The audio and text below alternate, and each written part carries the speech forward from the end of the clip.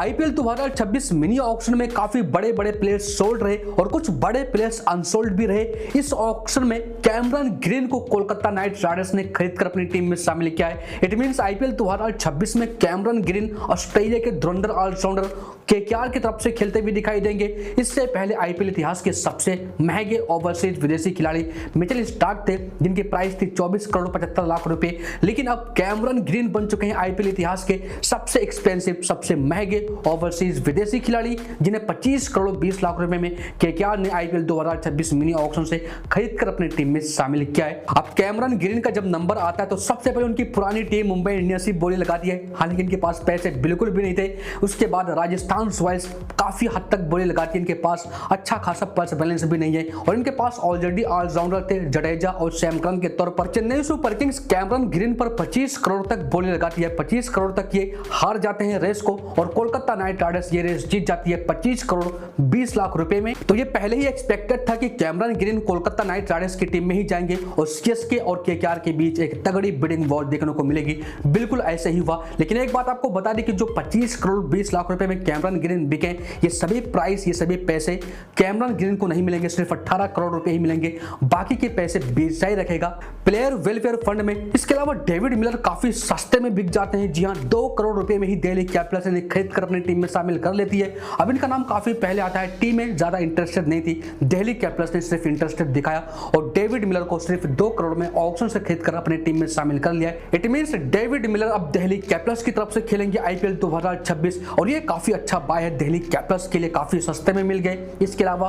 वनिंदु हसरंगा भी सिर्फ 2 ही करोड़ में लखनऊ सुपर जायंट्स को ऑक्शन से मिल जाते हैं। जी हां, वनिंदु हसरंगा का भी नाम काफी पहले आता है और टीमें ज्यादा इंटरेस्टेड नहीं होती हैं और लखनऊ सुपर जायंट्स की टीम यहां पर काफी अच्छी बोली लगाती है। सिर्फ 2 करोड़ में ही खरीद कर टीम में शामिल कर लेती है। और जब वेंकटेश अय्यर का नाम आता है तो Lucknow super giants, Gujarat Titans, ये 2 टीमें सोचती है कि ज्यादा टीमें इंटरेस्टेड नहीं होगी। अभी शुरुआत ही है, चलो कम से कम प्राइस में इन्हें खरीद लिया जाए। लेकिन इन्हें क्या पता था कि कोलकाता नाइट राइडर्स एंट्री मारेगी, उसके बाद आरसीबी की भी एंट्री होती है और केकेआर और आरसीबी के बीच बैटल होता है। आरसीबी ये बैटल जीत जाती है और आरसीबी वेंकटेश अय्यर को सिर्फ 7 करोड़ में खरीद कर अपनी टीम में शामिल कर लेती है। आईपीएल 2026 में Venkatesh Iyer royal Challengers Bengaluru RCB की तरफ से खेलते हुए दिखाई देंगे।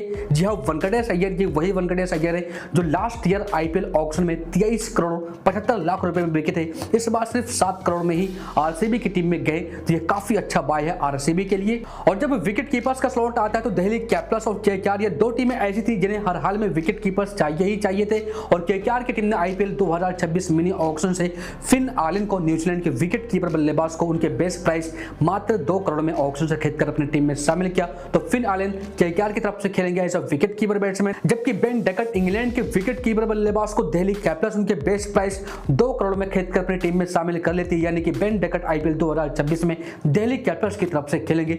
मुंबई इंडियंस को भी एक बैकअप विकेट कीपर चाहिए ही चाहिए था और इन्होंने क्विंटन डिकॉक को मात्र 1 करोड़ में ऑक्शन से खरीदकर अपनी टीम में शामिल किया और ये मुंबई इंडियंस के लिए काफी अच्छा बाय है। और जब फास्ट बॉलर का सेट आता तो जैकब डफी न्यूजीलैंड के शानदार गेंदबाज, जो फिलहाल आईसीसी T20 रैंकिंग के भी नंबर 1 गेंदबाज है। सरप्राइजिंग कोई भी टीम इन पर बॉल ही नहीं लगाती है, सिर्फ आरसीबी इंटरेस्टेड होती है और आरसीबी इन्हें सिर्फ 2 करोड़ में ही ऑक्शन से खरीदकर अपनी टीम में शामिल कर लेती है और ये काफी अच्छा बाय है आरसीबी के लिए। ये आपके लिए बैकअप गेंदबाज और फ्रंट गेंदबाज दोनों हो सकते हैं। आईपीएल 2026 में इनका बेस्ट प्राइस मात्र 2 करोड़ रुपए था और 2 करोड़ में ही आरसीबी इन्हें खरीद लेती है। इसके बाद जब मथीसा पतिराना का नाम आता है तो फिर लखनऊ सुपर जायंट्स और दिल्ली कैपिटल्स, ये 2 टीमें इंटरेस्टेड दिखाती हैं और ये दोनों ही टीमों के पास ऑलरेडी पहले से ही अच्छे गेंदबाज थे। बॉलिंग अटैक और भी मजबूत करने के लिए बिडिंग कर बीच में दिल्ली कैपिटल्स आउट होती है, केकेआर की एंट्री होती है और केकेआर ये बिडिंग काफी तगड़ी करती है लखनऊ सुपर जायंट्स से। लखनऊ सुपर जायंट्स ये बिडिंग वॉर हार जाती है और केकेआर 18 करोड़ में मथीसा पतिराना को खरीदकर अपनी टीम में शामिल कर लेती है आईपीएल 2026 के लिए।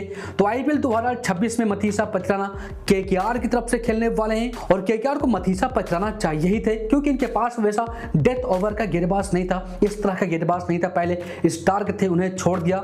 लेकिन जब मथीसा पतिराना लखनऊ सुपर जायंट्स को नहीं मिलते हैं तो फिर फिर जब नाम एंड्रिया नोकिया का उसके तुरंत बाद आता है तो लखनऊ सुपर जायंट्स इंटरेस्टेड दिखाती है, कोई और टीम इंटरेस्टेड नहीं होती है। उनका बेस्ट प्राइस मात्र 2 करोड़ रुपए था और 2 करोड़ में Lucknow super giants Andrea Nokia को खरीदकर अपनी टीम में शामिल कर लेती है और मैं कहूंगा कि यह भी काफी अच्छा बाय है। और जब स्पिनर्स का सेट आता है तो फिर राहुल चहर तो अनसोल्ड जाते हैं, लेकिन रवि बिश्नोई पर अच्छी खासी बोली लगती है। Rajasthan Royals, Chennai super Kings, ये दोनों टीमें इंटरेस्टेड होती हैं। चेन्नई सुपर किंग्स सिर्फ 5 करोड़ 80 लाख रुपए तक ही इन पर बोली लगाती है और मैं यहाँ पर काफी सरप्राइज था। बीच में सनराइजर्स हैदराबाद की भी एंट्री होती है, लेकिन वो सिर्फ 7 करोड़ तक ही बोली लगाते हैं और 7 करोड़ 20 लाख रुपए में राजस्थान रॉयल्स रवि बिश्नोई को आईपीएल 2026 मिनी ऑक्शन से खरीद कर अपनी टीम में शामिल कर लेती है। रवि बिश्नोई आईपीएल 2026 में राजस्थान रॉयल्स की तरफ से खेलेंगे, आरआर का हिस्सा होंगे मात्र 7 करोड़ रुपए में। अब जो प्लेयर्स स्टार्टिंग में नहीं बिके हैं उनका नाम दोबारा आएगा। अगर टीमें इंटरेस्टेड होंगी उन खिलाड़ियों पर तो उन पर दोबारा बिडिंग होगी, दोबारा बोली लगाई जाएगी।